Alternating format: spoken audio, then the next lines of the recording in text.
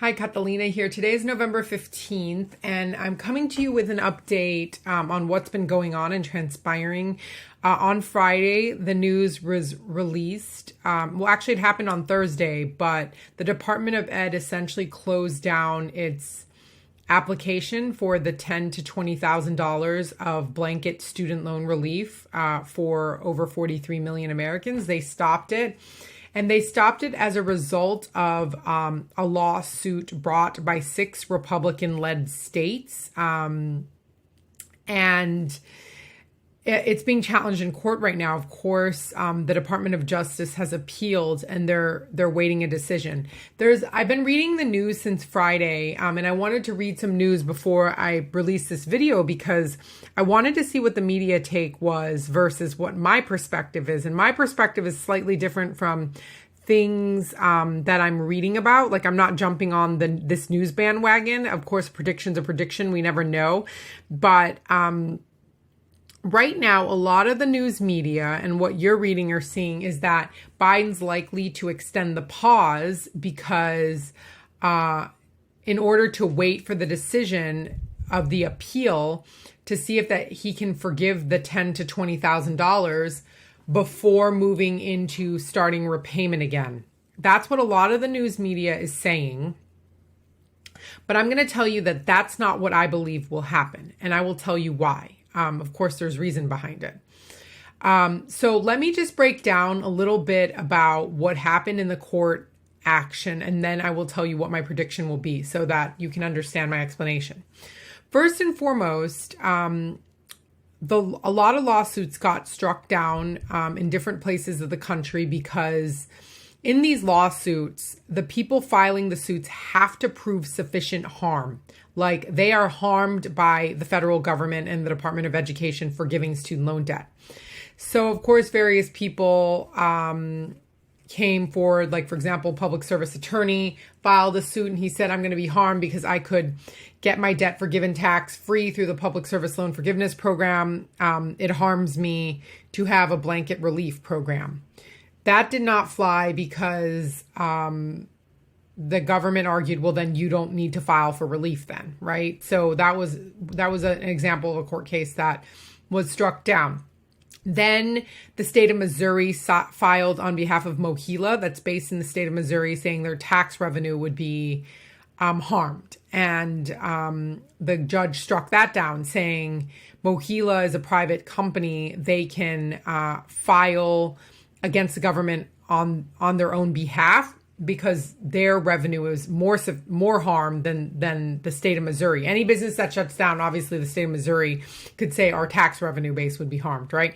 So the judge struck that down. Now, the judge in the state of Texas has agreed and sided with the lawsuit that transpired in Texas. And so now it is being appealed by the Department of Justice on the Department of Education's behalf in order to move forward with student loan forgiveness. So all these pundits on all these different news outlets, including CNBC, various outlets I've been reading news on, says that the Biden administration is likely to continue the payment pause because it's likely the appeals process, even though they're expediting it, is likely to take at least 3 to 6 months, and it's not going to be resolved before we get kicked back into repayment at the beginning of January.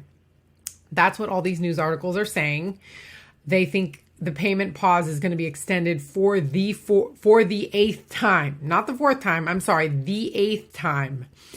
And by the way, 26 million people already applied for forgiveness, and the Department of Ed had already processed to forgive applications for 16 million Americans. So it's quite a lot of work the Department of Ed has put into getting out the forgiveness app and going through them. So I don't believe that the payment pause will be extended. And the reason I don't believe that is because, as we know, the student loan forgiveness programs and the actions of the Biden administration is very politically motivated. And why does this matter is because he wanted the favor of younger voters for the midterm elections.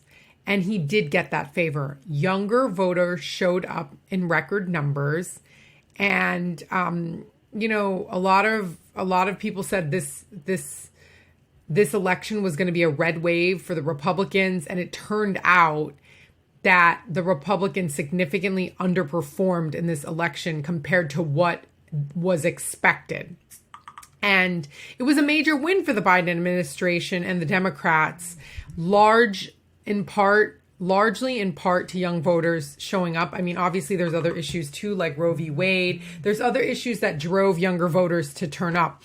But the reason I cannot emphasize it enough that this is a politically motivated move to give this 10 to 20,000 of debt forgiveness and to give it right in time for the midterm elections is because the administration wanted positive results for the midterms, which they already got. Okay. The pause has been extended and extended and extended. I don't think the pause is going to be extended again because the favor has already been received in the midterm and we're too far away for any real recollection for the 2024 election. So I just don't think the timing is such that it makes sense for the Biden administration to extend it. And especially because he released so many different targeted forgiveness programs. Like he did temporary expanded public service loan forgiveness.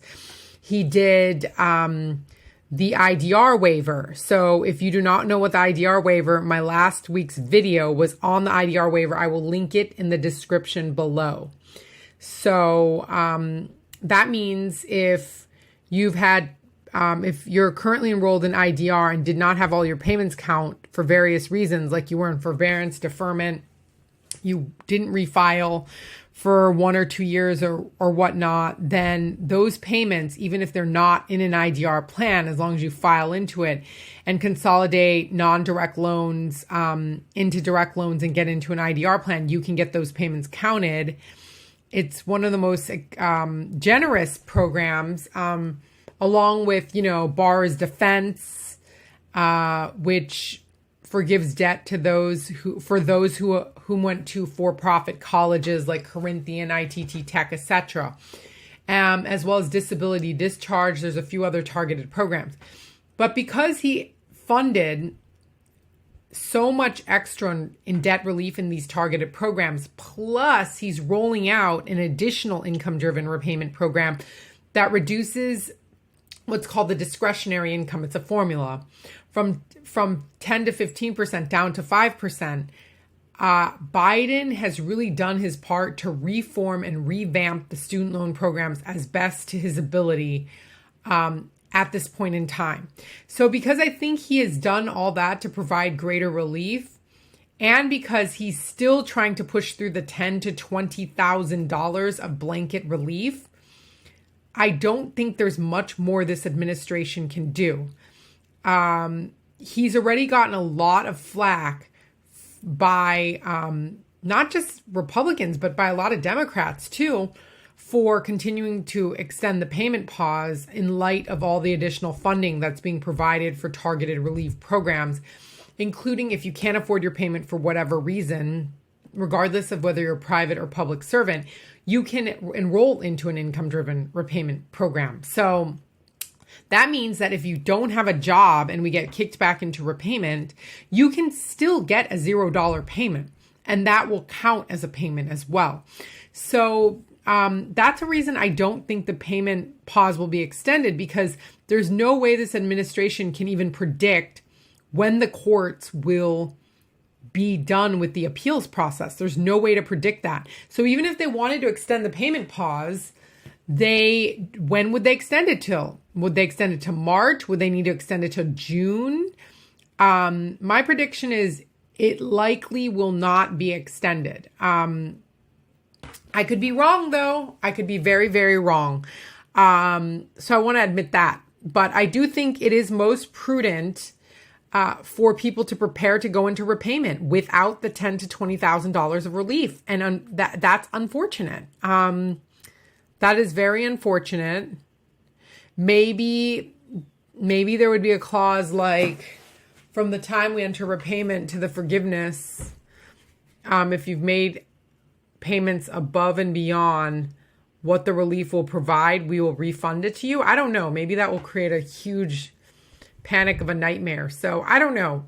We'll see. But I really do not, I don't anticipate it. And I want people who do and will have student loans, regardless of whether the $10,000 to $20,000 of relief happens or not, to get ready to repay, because you just never know what's going to happen. So if you're living month to month, week to week, paycheck to paycheck, it is vital to start thinking, if we do get kicked into repayment in January, how will you manage your budget to be able to repay?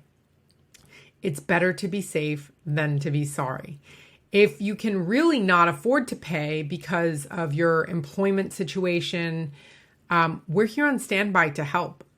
You have options regardless of whether we get kicked into repayment or not, as well as whether you get the 10 to 20K of relief or not. We can provide you options. And you can get a completely free estimate at myloansense.com. Click on sign up. We're here on standby to answer any questions you may have. And of course, please, you can always comment and leave questions below. I try to answer them and give people as much information about the programs and about the happenings in the student loan world as possible. If you view this information as helpful, and don't be selfish, please share, please like, and please subscribe. I very much appreciate you all listening in and following us, and we will talk soon. Have a great week.